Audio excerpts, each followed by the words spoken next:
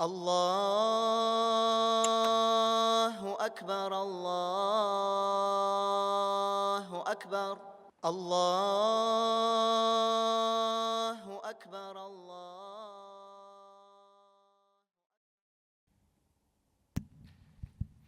السلام عليكم ورحمة الله وبركاته. بسم الله والصلاة والسلام على رسول الله وعلى آله وصحبه ومن والاه وبعد. اللهم علمنا ما ينفعنا وانفعنا بما علمتنا وزدنا علما وفقها في الدين. آمين يا رب العالمين. Хвала Аллаху Субханаху ва Тааля. Мы с вами, дорогие братья, подошли к последним аятам суры Лукман. Примерно год назад мы начали с вами лекции, альхамдулилля, толкование сур из Корана. Да, чуть больше, может быть. И за это время, альхамдулилля, ознакомились с уже сура Юсуф, сура Аль-Кахф и сейчас сура Лукман. Просим Аллаха Субханаху ва Тааля, чтобы знание, которое мы здесь услышали, которое получило, оно было полезным для каждого из нас. И чтобы Аллах Субханаху ва Тааля облегчил нам применение этого знания в жизни. Ведь сама суть получения знания именно в его дальнейшем применении. Если же человек услышал, изучил, выучил, записал, но в то же время это знание никак не отражается в его убеждениях, в чистоте его сердца, в его поступках, в его нраве, этикете, это знание не принесло человеку пользу, значит. И мы все знаем, что один из вопросов, на который предстоит ответить человеку в судный день, ан ильмихи, о его знании, ма амиля бихи, что он сделал с этим знанием. О знании, как он им распорядился, как он им пользовался. На это хотелось бы обратить особое внимание, дорогие братья. Как мы понимаем, само знание не является целью. Само знание не является целью. Однако знание является причиной для достижения цели. Причиной для достижения богобоязненности, искренности, надежды, страха, любви перед Аллахом, к Аллаху Субханаху ва Тааля и приобретения благого нрава и изменения своей жизни к тому образу, к тому порядку, которому обучил Аллах Субхану ва Тааля и призвал его посланник, саллаллаху алейхи вассалям. В завершении суры Лукман Аллах Субханаху ва Тааля говорит: «Я айюхан нас», о люди. «Я айюхан нас», о люди. Аллах обращается ко всем людям. Вне зависимости от пола его, от его возраста, от социального положения, богат он или беден, верующий, неверующий. Нет, люди — это понятие общее. Ко всем людям Аллах говорит: о люди, иттаку раббакум, бойтесь своего Господа. Бойтесь своего Господа. Здесь происходит связь между повелением Всевышнего Аллаха Субханаху ва Тааля бояться Его, и Он поясняет, почему следует бояться Его. Потому что Он Господь, Ар-Рабб, хозяин, властелин. Он тот, от кого зависит все. Счастье человека, его здоровье, его благополучие, достижение человеком поставленных желаемых задач и целей, также благополучие, здоровье близких ему людей. И в конце концов, да, его счастье в этом мире и в следующей жизни. Часто, если вернуться к людям, к человеческой жизни, люди друг друга порой пугают кем-то. Кем-то, кто имеет влияние на жизнь человека, обладает некой властью над человеком.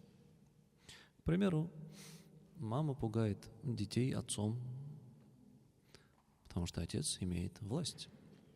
Отец имеет определенное влияние на своих детей. Учеников в школе пугают директором. Человека, рабочего, пугают начальством. Начальство пугают проверяющими, либо правоохранительными органами. И чем сильнее влияние того, кем пугают человека, чем больше власть, тем серьезнее человек относится к этому. А здесь же Аллах Субханаху ва Тааля повелевает нам остерегаться Его наказания. Наказание кого? Наказание Господа, Рабба. Только вздумайтесь вот это слова, да, «Иттаку раббакум», бойтесь вашего Господа. Насколько они значимые, насколько они глубокие, и достаточно быть человеку этих слов Всевышнего, чтобы он никогда бы не совершал грехов. На самом деле, если бы человек вот эти даже слова «Иттаку раббакум», бойтесь вашего Господа, осознал, понял смысл, этого ему достаточно для того, чтобы больше никогда не грешить. Потому что Аллах, Рабб, Господь, это тот, от кого, от чьего решения зависит абсолютно все. Чем мы дорожим, к чему мы стремимся, чего мы хотим. Только Аллах, Субханаху ва Тааля, распоряжается всем в этом мире. И далее Аллах, Субханаху ва Тааля, продолжает: бойтесь своего Господа. Да? Мы знаем, что такое ат-таква. Иттаку, ат-таква. Да, переводим на русский язык как богобоязненность, но важно немножко пояснить, что ат-таква дается определение как приобретение средства защиты от наказания Всевышнего Аллаха Субханаху ва Тааля. Человек муттаки, остерегающийся, богобоязненный, он тот, который приобрел средства для защиты от наказания Всевышнего Аллаха Субханаху ва Тааля. Как его приобрести? Лишь совершая повеление Всевышнего Аллаха Субханаху ва Тааля и сторонясь его запретов. Другого пути для приобретения этого нет. Конечно же, в первую очередь, уверовав в Аллаха Субханаху ва Тааля и последовав за его посланником, саллаллаху алейхи вассалям. И далее Аллах говорит: «Вахшау яуман», и остерегайтесь, страшитесь, даже лучше будет перевести, страшитесь дня. Какого дня? لا يجزي والد عن ولده ولا مولود هو جاز عن ولده شيئا. Того дня, когда родитель не сможет ничем помочь своему ребенку. И когда ребенок также не сможет ничем помочь своему родителю. Валидун ан валадихи, валя маулудун хуа джазин ан валидихи. Судный день. Этот день, от ужаса которого никто не может помочь другому. Более того, не то, что не сможет помочь, он будет убегать от того, кого он защищал в этом мире. Родитель, отец, мать, они дорожат своими детьми в этом мире. Они всячески их опекают, оберегают, защищают, готовы в огонь войти, лишь бы спасти своего ребенка. И дети, когда их родители состарятся, они также их защищают, они также их оберегают, беспокоятся о них и переживают о них. Но в этот день, Яумуль Кияма, день, когда все творения предстанут перед Всевышним Аллахом Субхану ва Тааля, человек не то что постарается помочь, он даже не будет думать о том, чтобы помочь. Более того, как Аллах Субханаху ва Тааля говорит: «Яума яфирру аль-мар'у мин ахих, ва уммихи, ва абих, ва сахибатихи, ва баних». В этот день человек, он убежит. Человек убежит от своего брата. И он убежит от своей матери и от своего отца. И убежит от своих детей и своей супруги. Убежит он от них. В этом мире он старался их защитить, сберечь, помочь в трудной ситуации. Брат – это родственные узы, родственники. В судный день человек будет убегать от них. Отец и мать – самый близкий человеку люди, он в судный день будет от них убегать. Дети, которых он носил на руках, любил, целовал, дарил подарки, в судный день будет от них убегать. И супруга, с которой он, возможно, провел всю свою жизнь. Он любил ее, он ценил ее. Они стали очень близки друг к другу, от нее даже он будет убегать. Почему?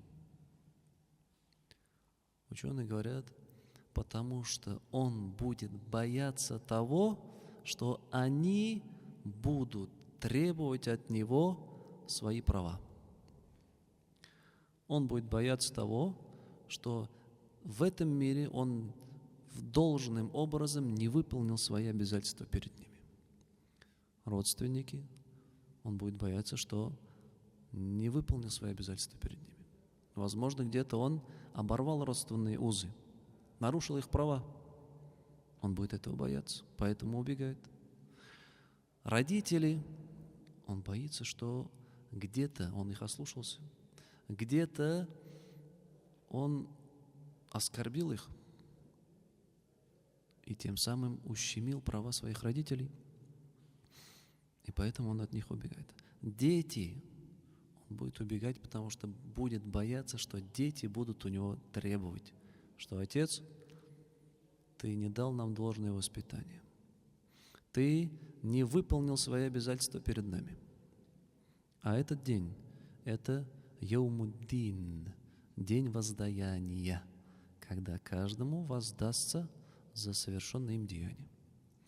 День, когда будет совершенная справедливость, абсолютная справедливость. Каждый получит сполна то, что он заслужил. И супруга, он будет убегать от нее из-за страха, что она тоже будет требовать у него свои права.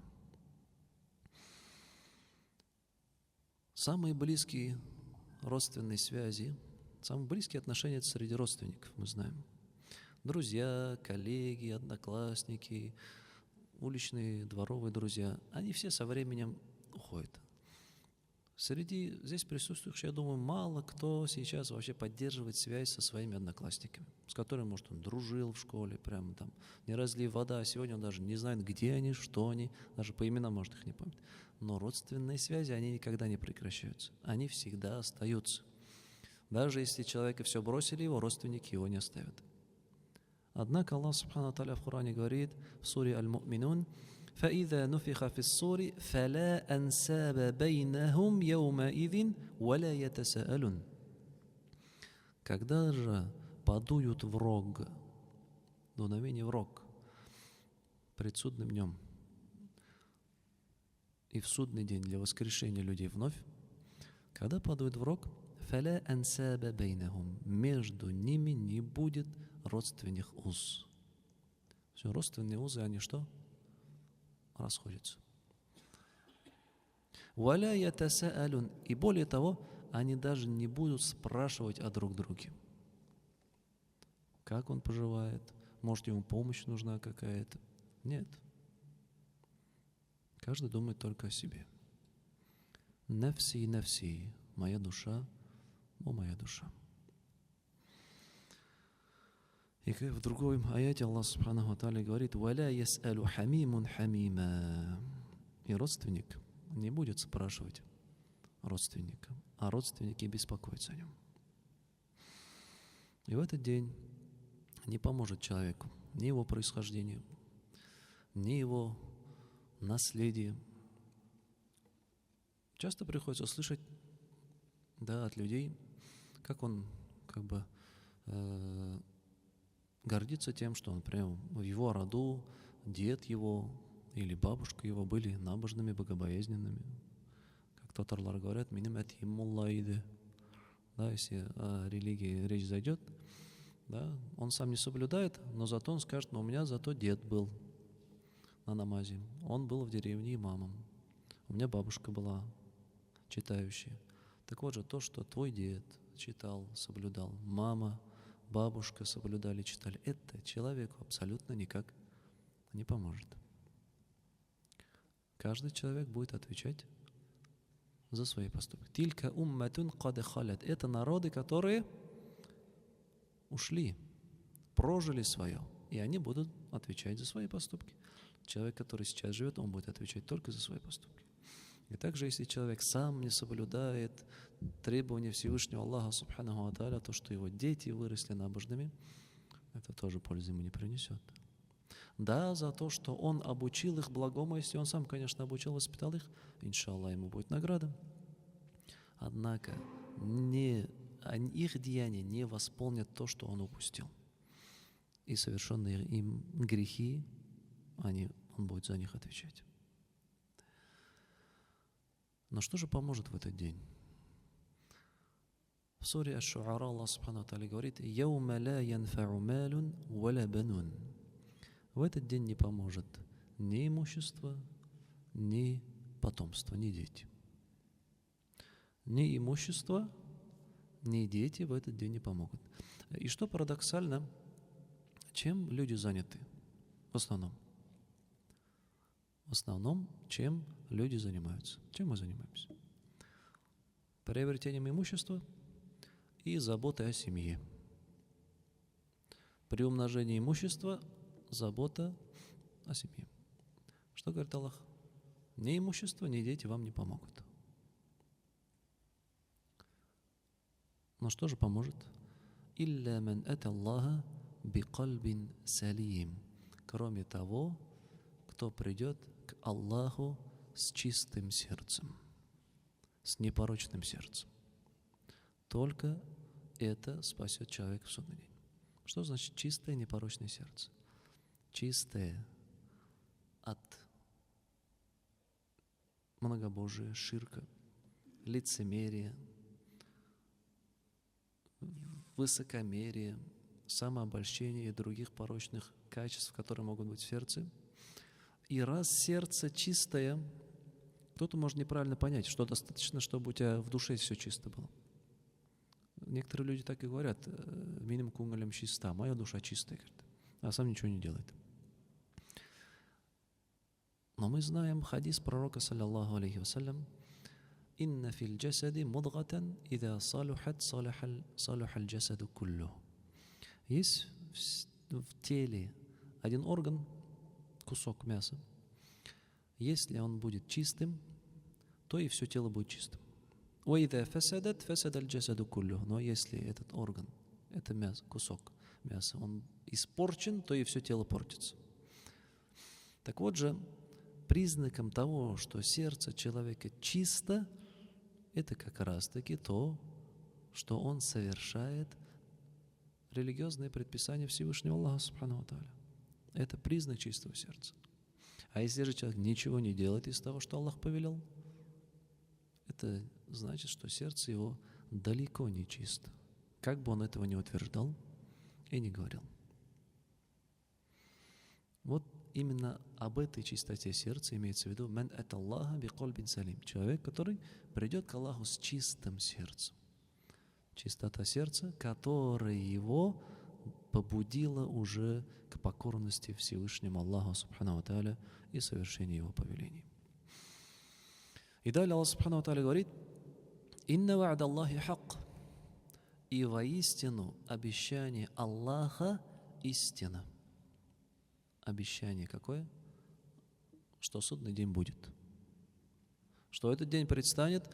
И эти слова о том, что каждый будет переживать лишь о себе, что отец не поможет сыну, сын не поможет отцу, родитель ребенку, это не пустые угрозы.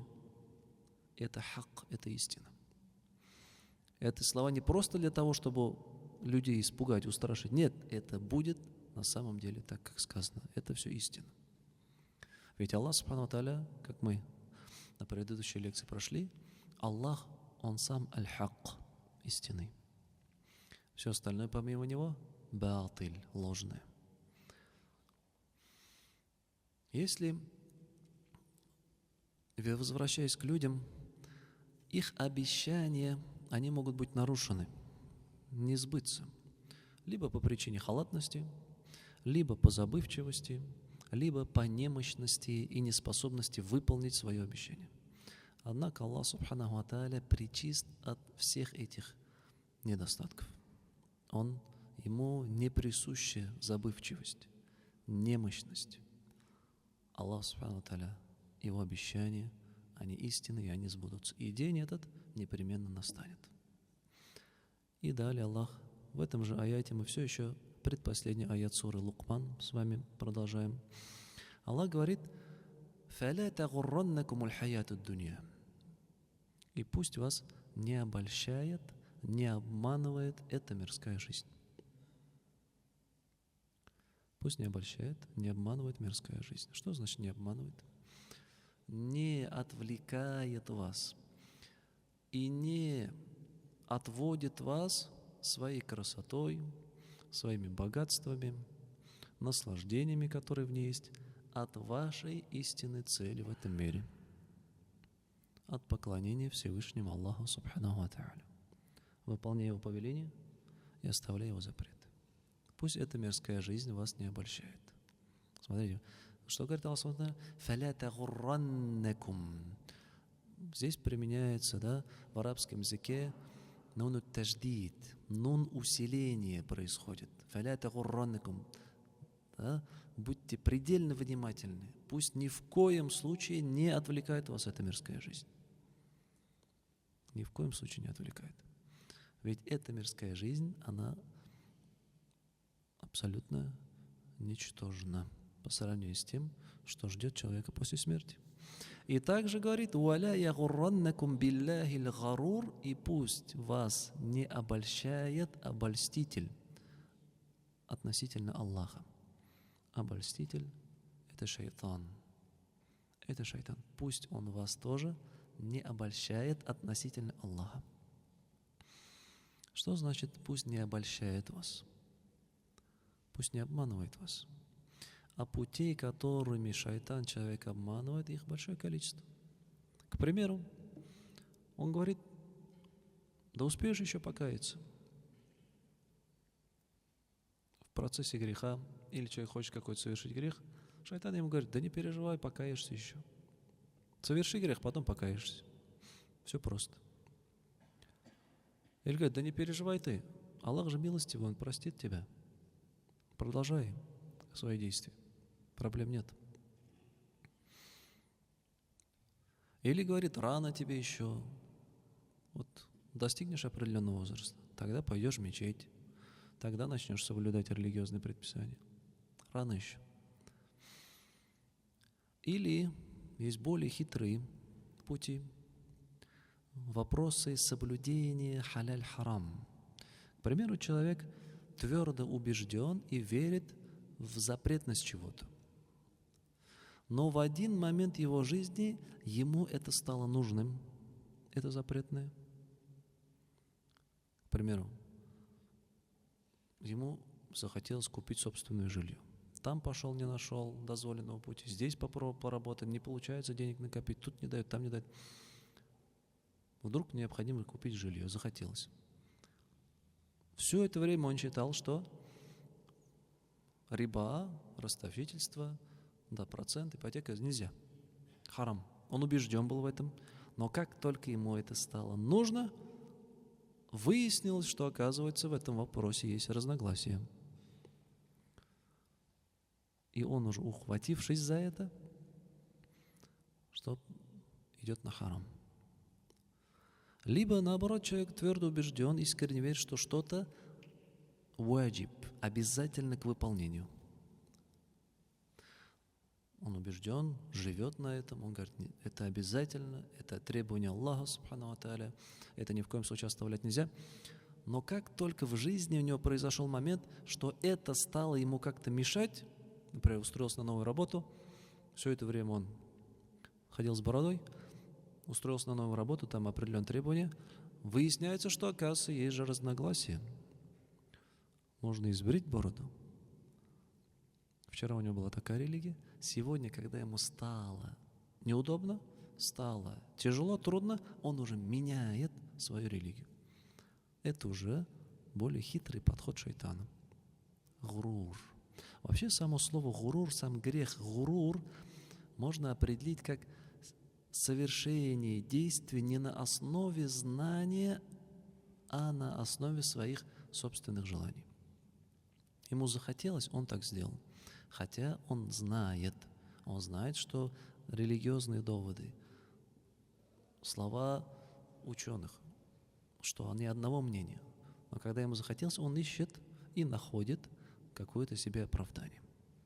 Это пути, которыми шайтан обманывает человека. И Аллах субхану ва тааля предостерегает от этого. «Валя ягурраннакум билляхил гарур». Пусть шайтан вас не обольщает. И пусть эта мирская жизнь, благополучие в этой мирской жизни вас тоже не обманывает. Некоторые люди полагают, раз у меня все в этой жизни хорошо, значит, Аллах меня любит. Если бы не любил, Он бы не дал мне все это богатство. Но мы знаем, что это далеко не так. Мы знаем, что дела могут обстоять совсем по-другому. Аллах может давать человеку богатство в наказание ему.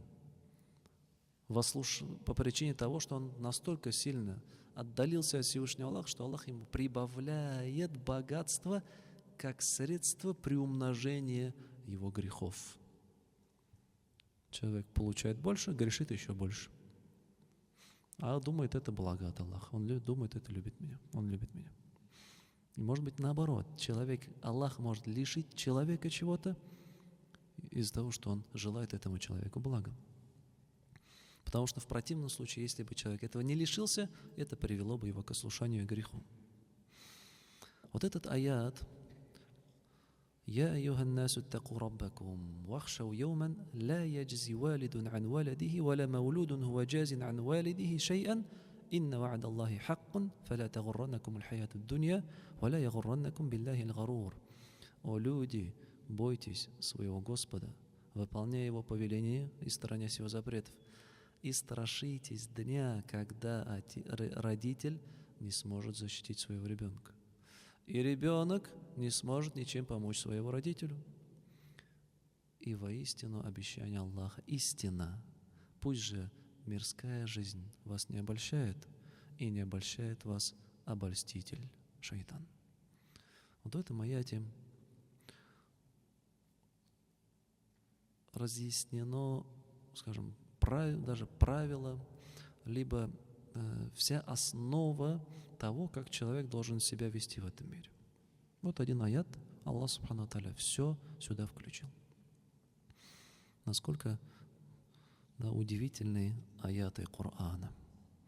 Достаточно даже вот этот аят выучить, написать его о себе дома, повесить на холодильник, повесить у себя в машине, повесить для напоминания. Если ты не можешь его выучить, пусть оно тебя постоянно напоминает. Каждый раз, когда в твое сердце уходит к любви мирскому, вспомни этот аят. Пусть мирская жизнь тебя не обольщает. Каждый раз, когда у тебя возникают какие-то мысли совершить греховное, вспомни об этом аяте. И последний аят суры Лукман, дорогие братья, касается сокровенного знания. Аллах субхану ва тааля говорит: «Инна Аллаха индаху ильму ссаати, ва юназзилу аль-гайса, ва я'ламу ма фил архам, ва ма тадри нафсун маза таксибу гада, ва ма тадри нафсун биайи ардин тамут, инна Аллаха алимун хабир. Воистину у Аллаха находится знание о часе. Час — это одно из имен судного дня. Лишь Аллах знает, когда он произойдет. Даже пророк, саллаллаху алейхиссалям, не знал, даже ангел Джибриль не знал. Когда ангел Джибриль пришел к пророку, саллаллаху алейхиссалям, в облике человека и начал задавать ему вопросы, одним из вопросов был: «Ахбирни анис-саа», сообщи мне о часе. Что ответил посланник Аллаха, саллаллаху алейхи вассалям? Он сказал: «Маль мас'улу анха би'а'ляма мин ас-саиль». Спрашиваемый знает не больше спрашивающего. Спрашиваемый — это кто? Это посланник Аллаха, саллаллаху алейхи вассалям, последний из пророков, наилучший из людей. А спрашивает кто? Ангел Джибриль, тот, кто ответственен за доведение откровения от Всевышнего Аллаха. И посланник Аллаха, саллаллаху алейхи вассалям, скажет: «Я знаю не больше твоего». Лишь Аллах, субхану ва тааля, знает, когда наступит час. Второе, 5 ключей сокровенного, можно эти назвать, знание о судном дне. Второе, когда будет дождь. Истинное, точное знание о осадках, скажем, лишь у Аллаха, субхану ва тааля. Лишь когда Он повелит своим ангелам, будет дождь, когда не повелит, не будет. Прогноз погоды — это не является точным знанием. Сколько раз было так, что прогнозируют одно, наступает завтра, погода совсем другая. И до чего абсурдно слышать, что в некоторых странах люди даже судятся с телевизионными компаниями за ложный прогноз. Вы обещали, говорят, дождь. Или вы обещали ясный день, я там распланировал, на шашлыки собрался, и пошел дождь. Говорит, вы мне испортили, говорите. Все, судимся. Насколько же абсурдно, насколько же далек человек. Истинное знание о том, какая будет погода, дожди, осадки, лишь у Аллаха, субханаху ва тааля. И о нем никто не узнает, пока Аллах не откроет это знание. Третье. وَيَعْلَمُ مَا فِي الْأَرْحَامِ. Кто находится в утробе матерей. Человек будет мальчик или девочка, богатый, бедный, верующий, неверующий, счастливый, несчастливый. Все это знание лишь у Аллаха, субханаху ва тааля. И никто не способен узнать это, пока Аллах не откроет его, кому пожелает и когда пожелает. Четвертое. وَمَا تَكْسِبُ وَمَا تَدْرِ نَفْسٌ مَاذَا تَكْسِبُ غَدًا. И ни одна душа не знает, что он приобретет завтра. Что нас ожидает завтра? Сегодня, альхамдулилля, мы в здравии. Сегодня мы живы. Однако, что будет завтра? Возможно, человек сегодня уснет и завтра не проснется. Нет никакой гарантии. Никто не знает, кроме Всевышнего Аллаха, субхану ва тааля. И последнее знание. وَمَا تَدْرِ نَفْسٌ بِأَيِّ أَرْضٍ تَمُوتُ. И ни один человек не знает, где он умрет. Смерть, она неизбежна. От нее не убежать. لا يستأخرون ساعة ولا يستقدمون. Они не приблизят смерть ни на час и не отдалят ее ни на час. И также место, время смерти неизвестно человеку. Однако человеку остается лишь готовиться к смерти. От нее ты не спасешься. Но единственное, что мы можем сделать, это быть готовым к ней. Что значит быть готовым к смерти? Это значит, что если сегодня твою душу заберет ангел смерти, ты готов предстать перед Аллахом, субхану ва тааля, и ответить за свои поступки. И также ты готов предстать перед теми людьми, перед которыми ты несешь ответственность в этом мире. Ты уверен, что твои родственники, дети, супруга, родители, они не придут и не будут требовать у тебя свои права. Что это означает? То есть ты соблюдаешь права тех людей, обязательства перед другими людьми. Вот что означает быть готовым к смерти. Как пророк, саллаллаху алейхи вассалям, сказал: «Фаман ахабба ан юзахзах ани нари ويدخل الجنة, кто хочет спастись от огня и войти в рай, فلتأته منيته وهو يؤمن بالله واليوم الآخر. Пусть смерть, когда придет смерть, он будет верующим в Аллаха и судный день. وَلْيَأْتِي إِلَى النَّاسِ الَّذِي يُحِبُّ أَنْ يُؤْتَ إِلَيْهِ. И к людям относится так, как бы он хотел, чтобы они относились к нему. Вот это и есть готовность к смерти. Наступит смерть, ты верующий в Аллаха, ты мусульманин, соблюдающий предписания Всевышнего Аллаха.